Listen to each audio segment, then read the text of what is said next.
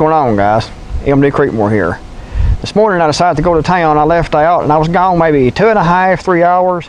I stopped at the store and went to my mom's house to visit her for a little bit, and I came back here, and the first thing I noticed when I came to my driveway was that this tree had fallen over. And it's been windy today, but it's been windy but not overly windy. But last night it did rain just about all night last night. It got the ground softened up. I think that's one of the reasons this tree fell over. I'm really glad this thing fell over here and fell this way instead of falling on top of my carport here, because you can see the tree was right beside my carport. And so I was lucky it fell the opposite way. Usually the wind actually blows this way towards the carport, so I don't see really how it blew down and fell over this way, but I'm not complaining and happy that it did. This thing was dead anyway, so I was planning on cutting it, but it's been kind of cold and kind of rainy and everything. I was planning on just waiting until springtime to cut this thing down and to clean it up. But now I guess I have to go ahead and do it now because it's laying here in my front yard.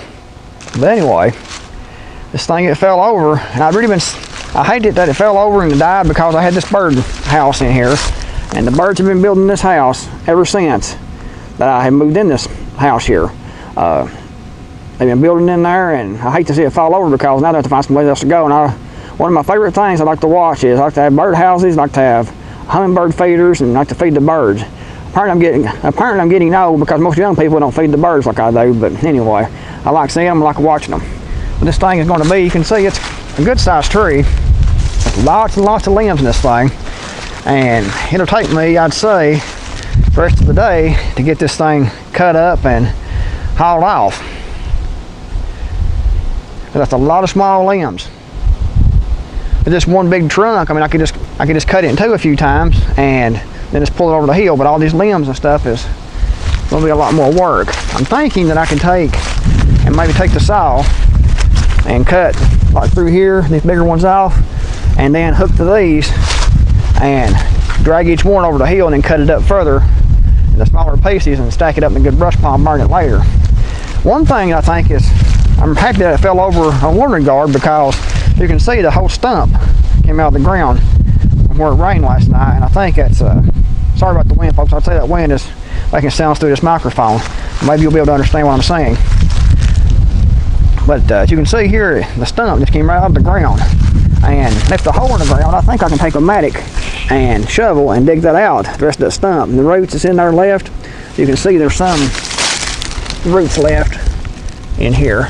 But I think I can take a shovel and a mattock and dig that out and fill that in with dirt and have it real smooth out here. Whereas if I'd had to cut it off up there at the trunk with a chainsaw, and I had a stump sticking out, and I had to dig around that stump and try to dig it out and get it out of there so I can mow around it and everything. Because you don't want to have a stump in your yard, it makes it more aggravating, and you have to weed eat around it all the time instead of mowing it, it just looks bad. So I'm really glad this thing actually fell out. I mean, actually fell down and came out of the ground like this, because it saves me having to dig his stump out. So I came out lucky on that regard. But anyway, guys, I'm gonna get off here and get this chainsaw fired up and get this tree cut and move down over the hill down there and put it in my brush pile and try to get this thing burned. A good thing too, like I said, it rained last night, so the ground is really wet. All the leaves are wet around here, so it should not it's windy, but everything is soaked right now. So maybe I'm able to get this thing lit. I don't know how dry this thing is. You can see it's dry. You can hear it crackle. And it still feels really dry up here. So this thing should burn really well since it's dried out and seasoned real good. There's not be much of a problem getting this thing started. As you can see, there's a lot of limbs on this thing. Lots and lots of limbs.